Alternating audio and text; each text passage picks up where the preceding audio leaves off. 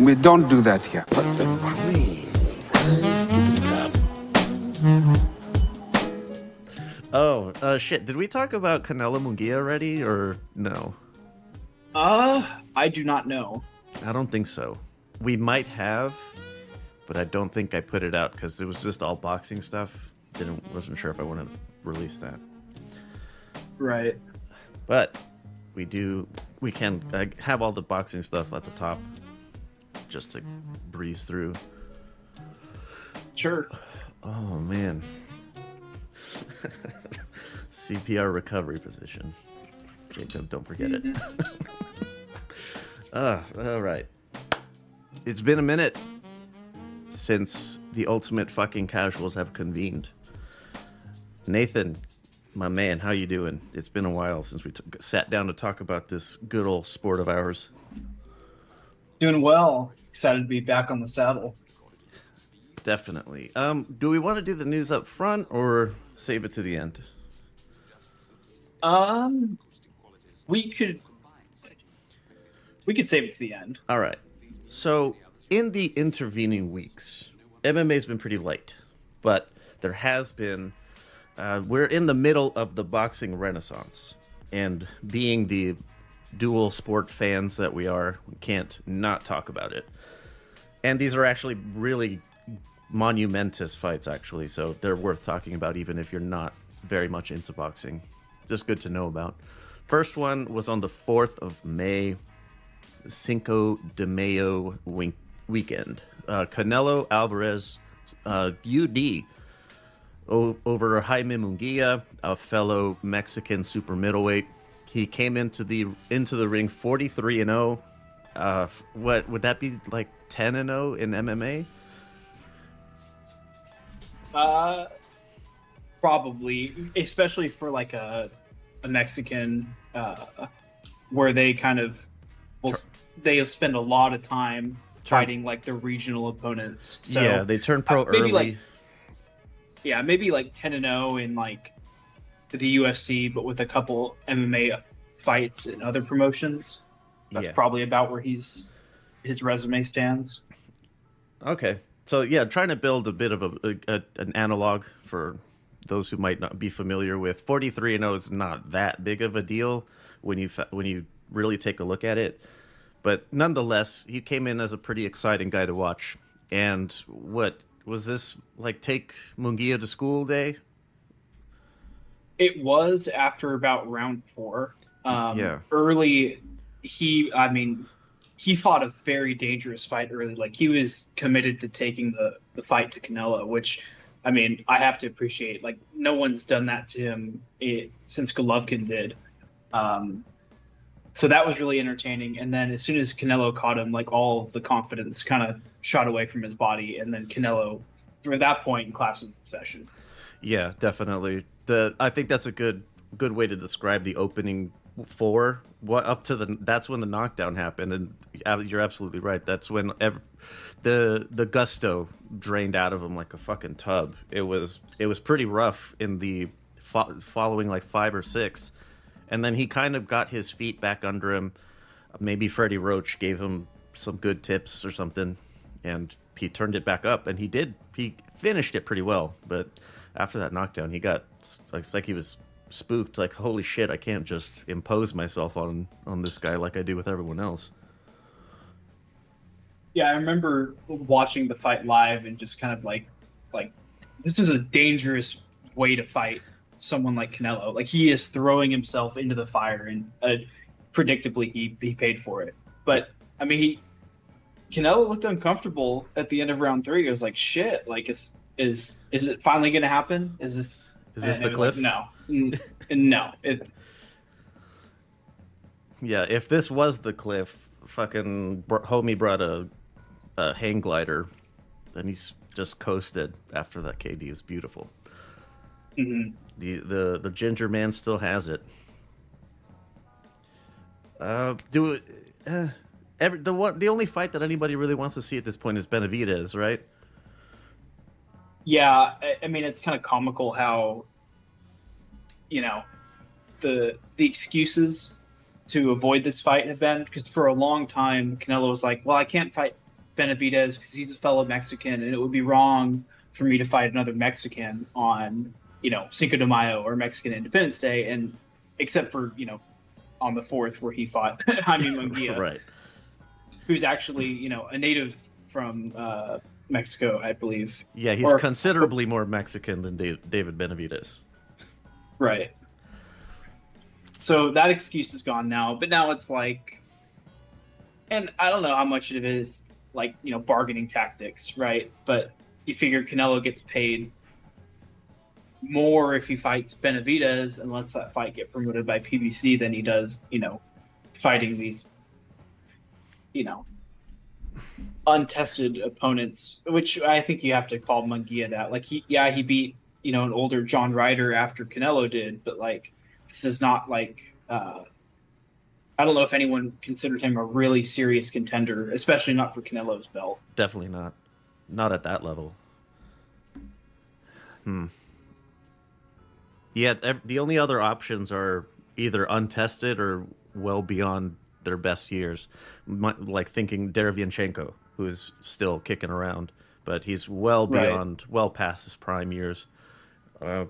Christian Mbiuli is very exciting to watch, but he's like a lot like Jaime Munguia in their approach to fighting, but far more untested than even Munguia was.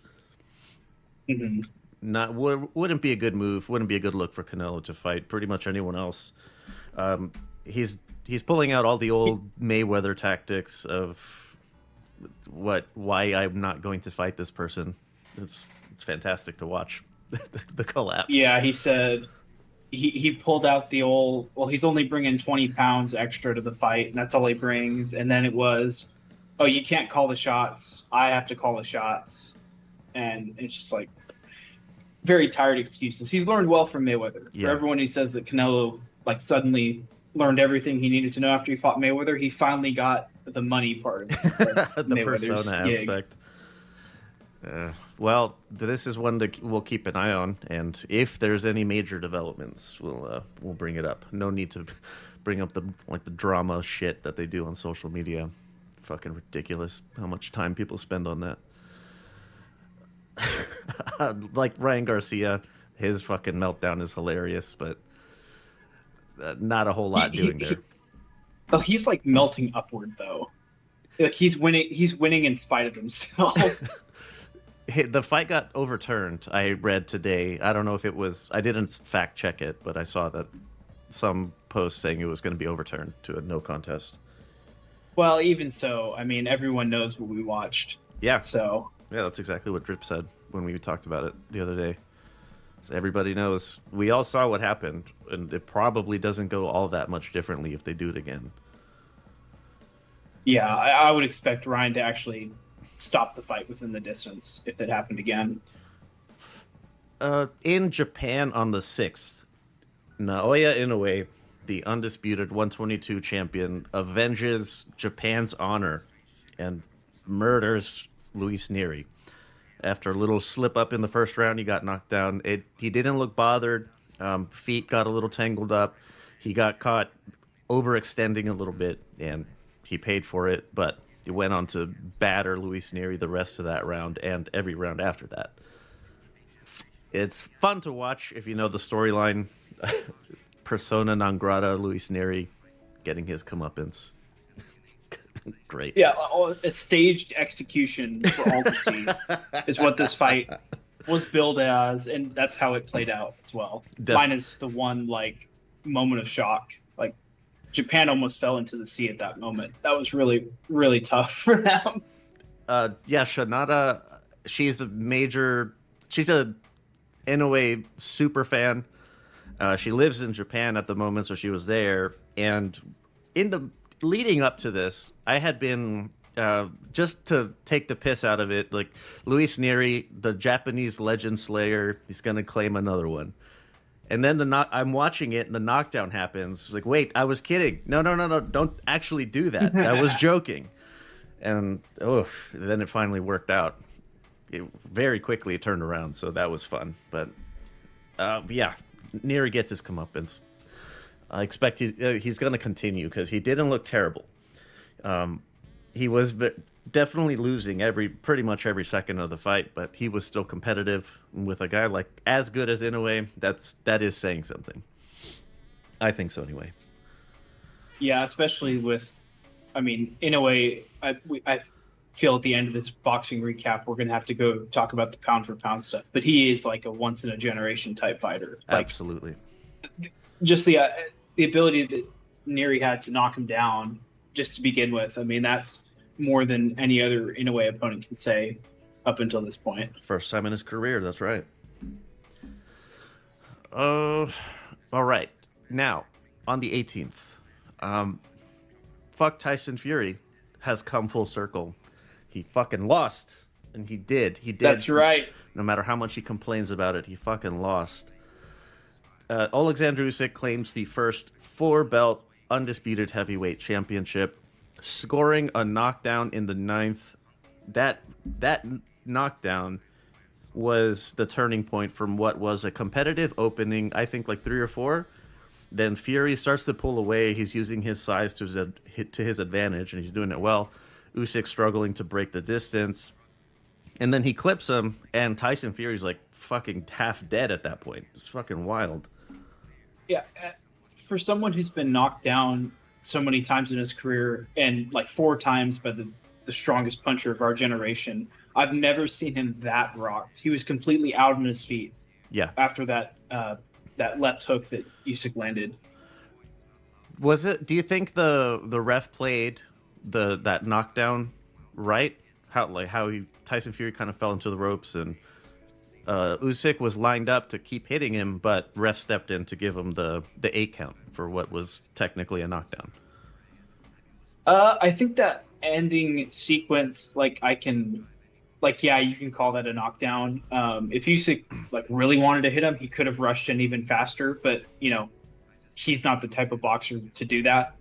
He's not just gonna lunge in unprotected, even if he thinks he's got his guy completely out. So I don't mind the ref doing that, but right before that, there was a part where the ref actually put his hand on Usyk and almost got between the two, and like Usyk had to push him away to actually, continue the onslaught. And so that was like, okay, what are you doing there, dude? Like, you got to get out of the way, or you got to, call the fight off at that point. If you're gonna stop it, stop it. If not, get the hell out of the way. Yeah, absolutely. Which I would have been upset if he had stopped it. Like, it's the undisputed heavyweight championship. You got to let it go until like the other guy's unconscious. Unfortunately, that is how it has to go with an event of this magnitude. So I sent you an image that Drip sent, where this is what he was pointing out, where Tyson Fury is very clearly out on his feet. He's hunkered over, leaning into the ropes. They're keeping him up pretty much, and Usyk has his left hand cocked, and Tyson Fury's head is wide open, and this is where the referee stepped in to start the 8 count.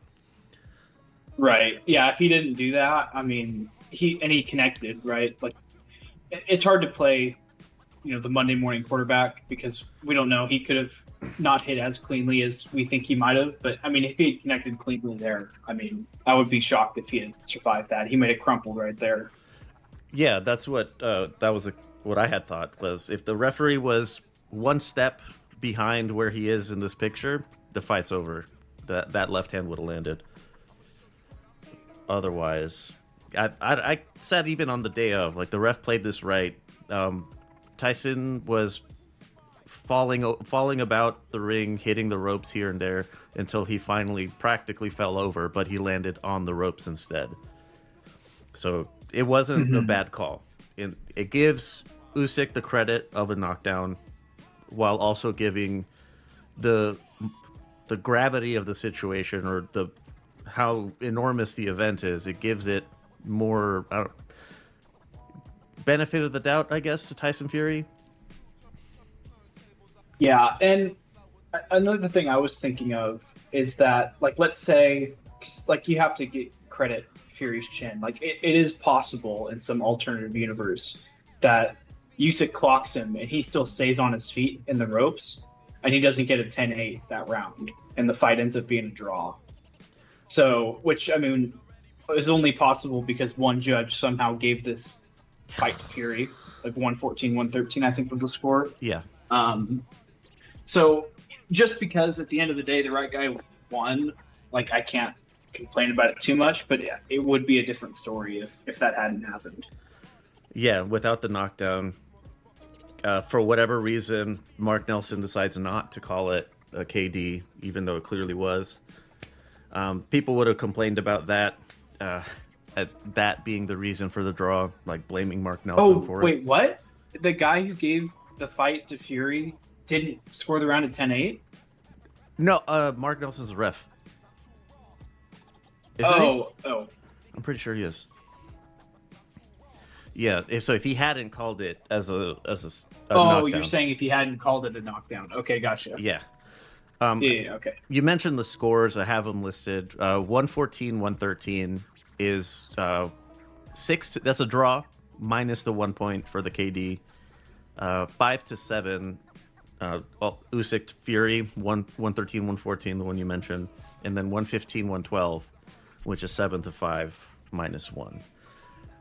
I'm not sure what 7 rounds you'd give to Fury. That's a bit of a stretch. 6 is, I don't know. You could talk me into 6. I don't know if you can get me to 7. Yeah, no, I think my scoring of that fight was like Usyk 1 and 2, Fury 3 through 7, and then Usyk sweeps the last 5. 12, and like, Fury stepped up pretty well.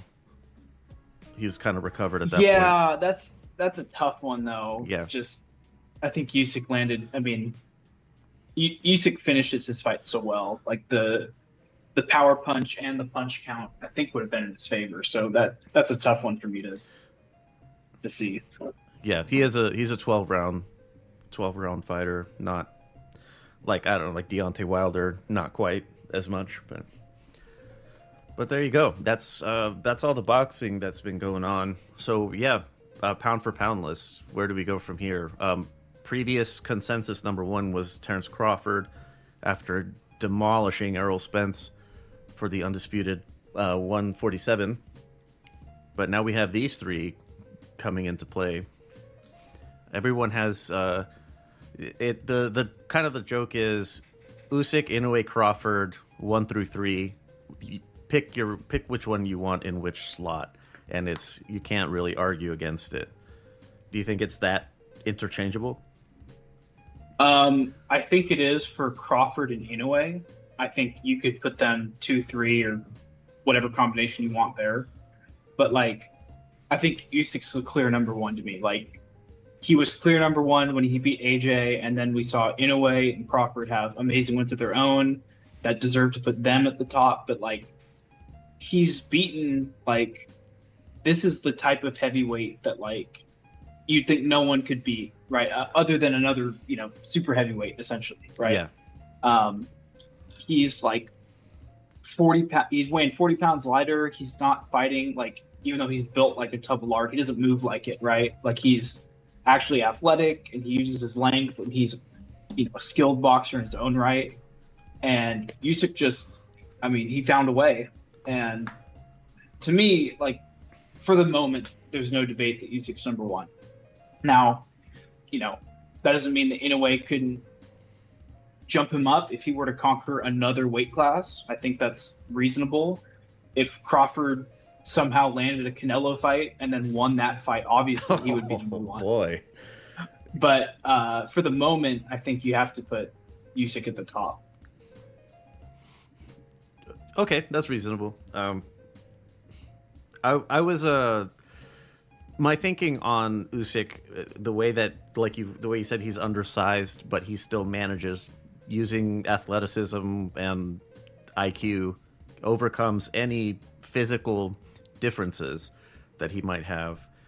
I would liken him to, and this, I don't feel that this is hyperbole, I would liken him to like Evander Holyfield in the way that he's able to work with what he has and be successful with it.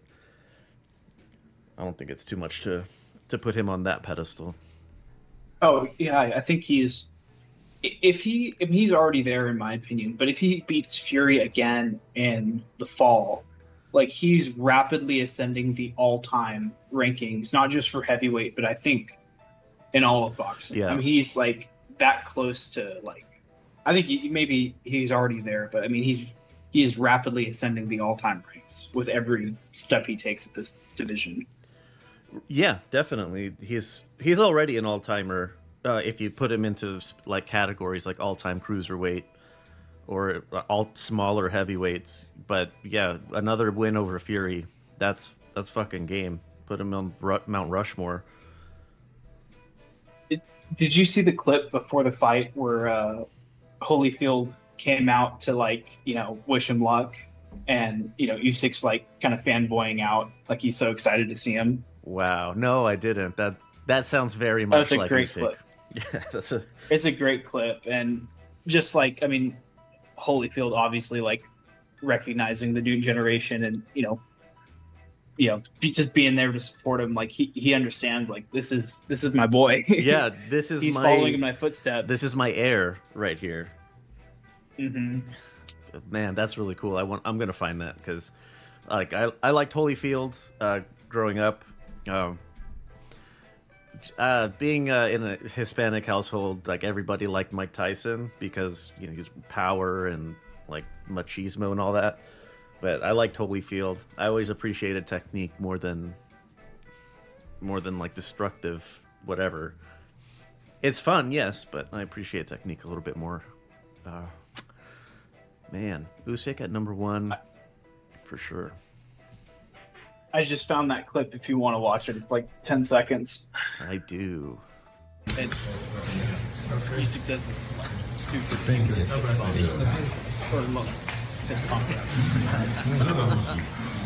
Yeah, he was definitely he was pumped after that for sure. Mm-hmm. Good stuff. I'm gonna someone could do like an animation of like hologram Holyfield guiding Usyk's hand to to Fury's chin or something. Yeah. That's pretty cool. That would be cool to see. Or like he's the Obi-Wan Kenobi ghost. Yeah. oh, Crawford. Does he drop down under in a way because it's like, what have you done for me lately?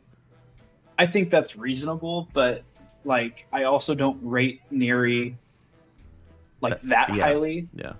Like it's a good win, but like I don't know if I rate his competition all that highly. Like he's beating everyone that he can in the best way possible, but like I'm still trying to temper how I rate his competition. Okay, that's fair. And what, Canelo lands at 4 just from the B-roll thing? Yeah, Canelo would probably be 4. Man, all 4 undisputed champs. That's saying something. You hear a lot of times that like boxing is supposedly dead. Like anytime anything bad happens, but like look at the era we're in right now. We have 4 all-time fighters in 4 different divisions that are crossing divisions regularly to find new bodies to take. Like, yeah. Like how awesome is that? People have been saying boxing is dead since Marciano, like that time. I've seen like a video collage of newspaper headlines or sports sections that say boxing is dead. It's a dead sport or whatever. Yeah, I'm sure it was super dead when the fucking 4 kings were all intermingling, or when Ali was putting a beating on whoever was in front of him. Totally dead. Always. Floyd Mayweather, I guess, so dead. I guess it's true that some things never change. Yeah. People saying boxing is dead when it's very clearly not. The Mayweather-Pacquiao, that rivalry era was great. But enough boxing, I think. On to MMA. Someone's balls were hot in St. Louis. Derek Lewis Good stuff.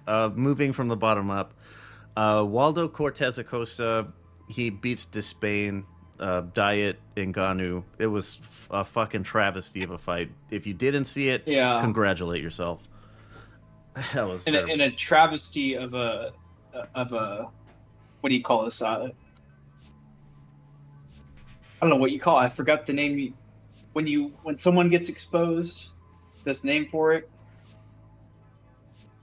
I've ruined the narrative I was trying to set up. But anyways, Despain exposed fraud check. That's what I'm thinking. Yeah. Absolute fraud check. He's he was supposed to be like, oh yeah, this is an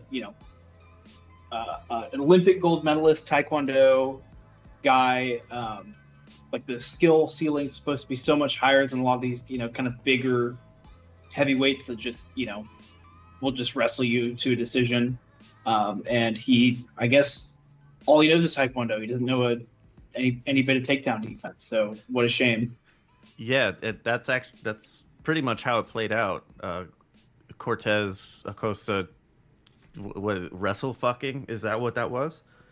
Yeah, it was a wrestle fucking. That's what that was. It's terrible. Still, like, but you can't be getting wrestle fucked by Waldo Cortez Acosta. No shit. That's bad. Yeah, that's what I was about. Exactly what I was about to say. Is like, this is what Despain should know how to deal with this. If he's supposed to be as awesome as everyone says he is, he should be able to handle that. I forgot on the undercard there was an RJ special, Veronica Hardy versus JJ Aldrich. I don't know who won. It doesn't really matter. Picked it for all the wrong reasons. Alex Caceres versus Sean Woodson, and Diego Ferreira versus Matus Rebecki. I don't think I watched these. I think Ferreira had a pretty good knockout. I rewatched that fight earlier today, if I recall. This one where he got head kicked? No, he was up against the fence and caught him. Yeah, so this was a last second. Oh no, it wasn't a knockout. Excuse me. It was kind of a ground and pound finish, but with like seconds, barely any seconds remaining on the clock. At the very end of the third round. Might be why I didn't watch it. I felt I was pressed for time more than I really was. Was that for Ferreira, you said? Yes. Carlos Ulberg stops Alonzo Menefield in the first. Alonzo was ranked 11th. So that he would break into the rankings at this point, right? Yes, probably and 15. especially maybe higher because and we'll get to this when we get to the news. He is now the fighting Jamal Hill on UFC 303. I believe is the co-main.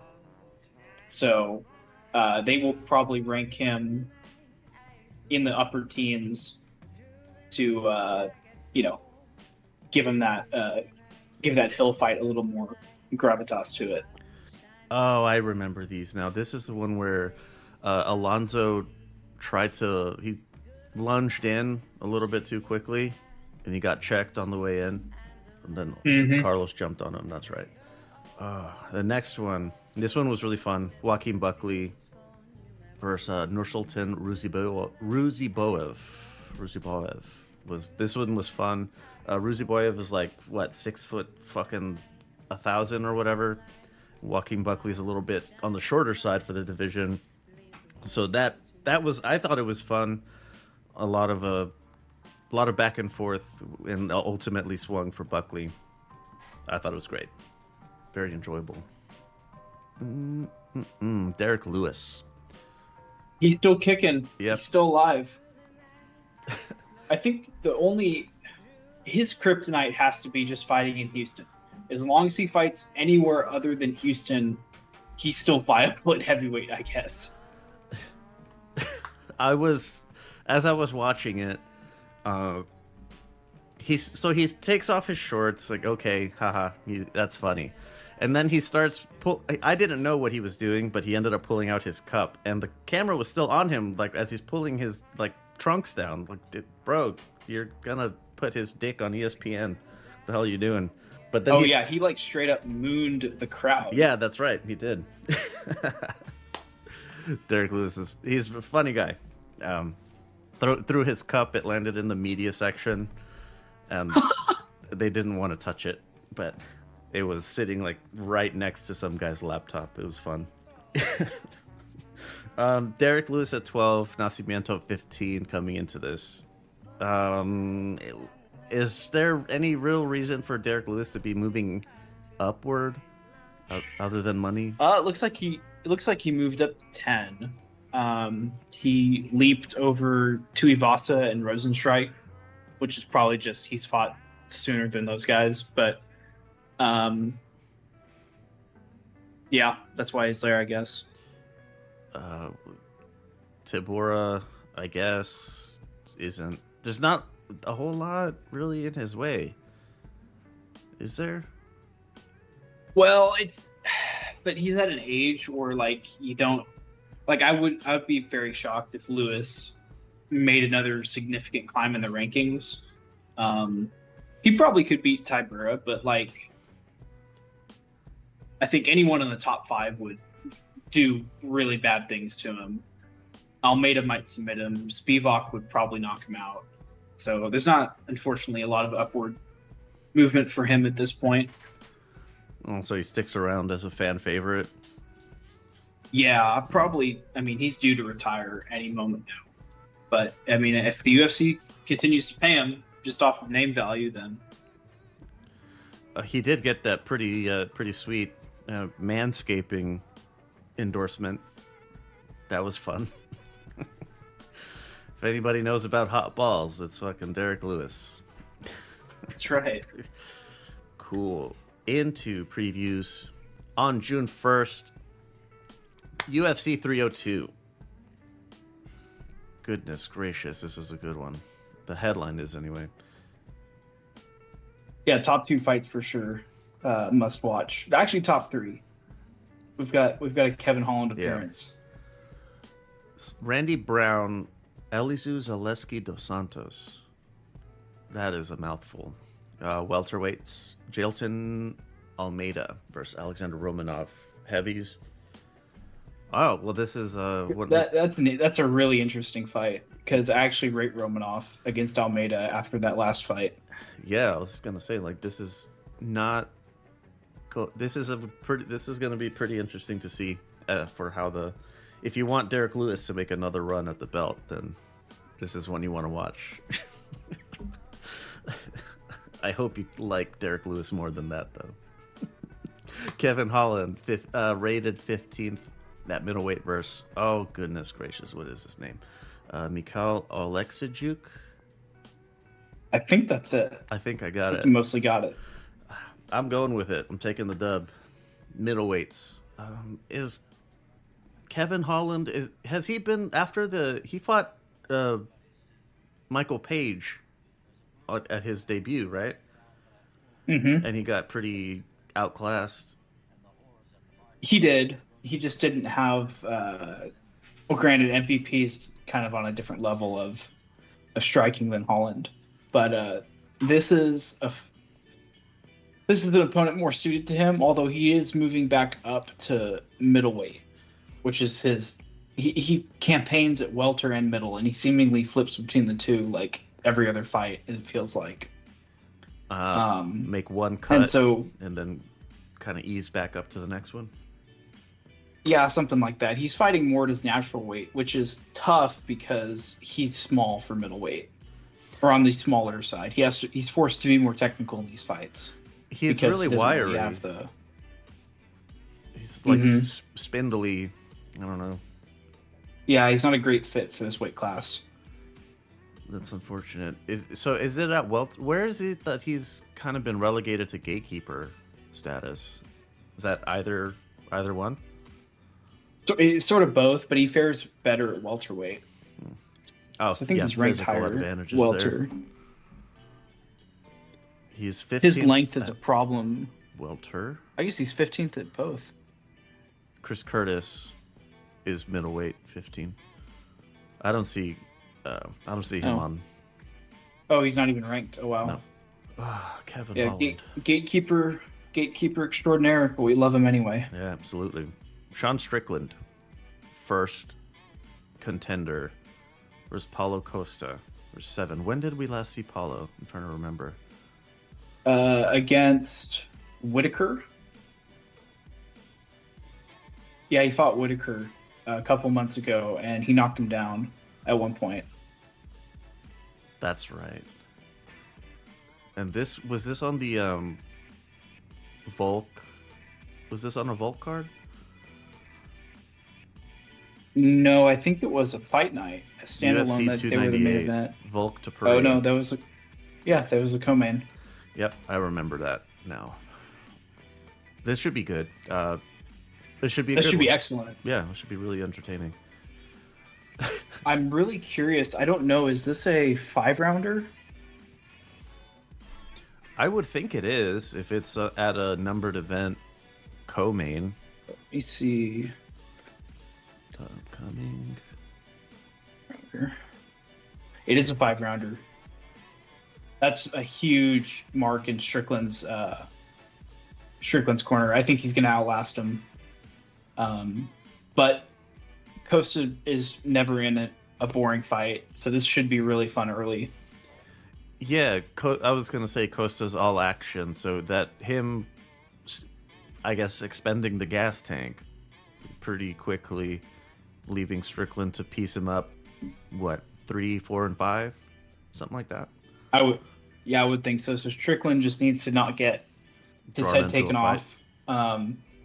Right. And I also wonder, is Costa going to be the guy that finally makes Sean Strickland show his wrestling skills off? Because he apparently, he talks about, oh yeah, I train wrestling a lot, but I like striking too much, so I never do it. I wonder if Costa is going to try and shoot on him at all to make up for the fact that he might have a worse gas tank. Good. Yeah, that's a good thing to pay attention or watch for. Strickland's Philly Shell.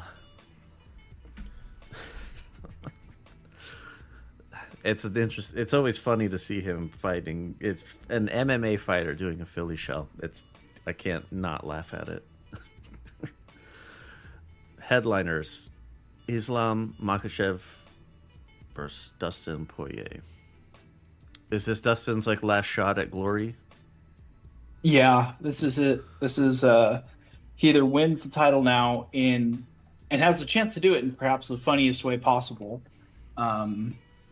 But I mean, this is it. This is his last shot at the belt here. You think he could fight Chandler again? He definitely could. I just think if he were to lose this fight, as long as Islam is champ, I don't think he's going to beat enough guys to eventually circle back around to get that. Would Islam be the type to retire on top, like Khabib did? Probably, but I feel like we're a long ways away from that. Because Islam is still early 30s, right? 32, yeah. Yeah, I would be. I mean, he himself is a ways away from that. What about moving And he up? still has. Well, he's talked about potentially moving up. He's talked about fighting Conor McGregor, which obviously he jumps everyone, no matter the ranking. He's got a fight with Arman Tsarukyan that could happen. So he's got a lot of options. But if Dustin loses here, and he likely will get knocked out, I think that's what's going to happen. Either that or he's going to get submitted. There'd be just too many guys, I think, that would get shuffled above him. I just, at this stage, I mean, maybe, but I do think this is it for Dustin. He either gets the belt here or he retires beltless. What if he hits the guillotine? What do we do? We laugh. We laugh very hard. That's the aforementioned funniest win ever. Because he's not hit that thing in a really long time. And for him to finally pull it off against, the guy who theoretically should be best prepared to not give that up. Um, Words cannot describe. Anything more on 302? Nope. I think that's all. Cool. That's going to do it for this episode of The Ultimate Fucking Casual. If you are here to the end, I appreciate you listening. And thanks for sticking with us throughout whatever. Yeah, you get it. If you want, check out our social media stuff, LVX Media Net everywhere. If you cannot find it, we're not on it. That's where all of our stuff is. All of the Lux Media Network posts at the same spot for the time being. So there's going to be some non-MMA things over there. If you want to hear, we record these episodes in such a way that I cut them into segments and put them together to what you're hearing now. Some things do get cleaned out. Like if you want it uncut, uncensored, just the raw audio, patreon.com/lvxmedianet. And you can check out get the MMA supporter one, and that'll get you access to those uncut episodes. Or if you want to get the boxing ones as well, there's a little buy one get one half off deal that you can do. So there you go. That's gonna do it. We will be back next week with there's some more stuff coming up. There's a 1FC numbered event, which is pretty rare, and more UFC and stuff. So talk to you then.